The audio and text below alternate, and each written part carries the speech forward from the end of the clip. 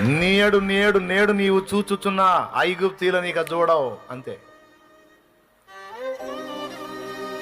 ఆ పక్వ దశకు వచ్చిన దాకా వెయిట్ చేస్తాడు. నీకు కాస్త ఉత్కంఠ ఉండొద్దు, కాస్త టెన్షన్ ఉండొద్దు, లేకపోతే లెక్కుంటా దేవుడు చేసే కార్యం నీకేముందిలే అనిపించదు. అందుకే కొద్దిగా ఉత్కంఠ ఉంటుంది అన్నమాట. అంతా వచ్చి మీద పడ్డట్టే టెన్షన్ వద్దాడా అన్నా, అయిపోయింది అయిపోయింది అయిపోయింది, ఏం చేయాలి ఏం చేయాలి ఏం చేయాలి, ఏమీ కాదంటాడు దేవుడు.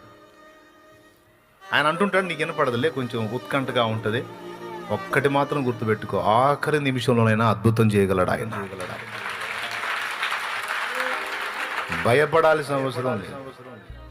ఎందుకంటే ప్రతి ఆలస్యం ఒక అద్భుతాన్ని నీకు చూపిస్తుంది నమ్మితే. ప్రతి ఆలస్యం ఒక అద్భుతాన్ని చూపిస్తుంది నువ్వు నమ్మితే, విశ్వాసివై ఉంటే. ఊరకనే నిలుచుండి చూడు దేవుడు చేసే కార్యం అని.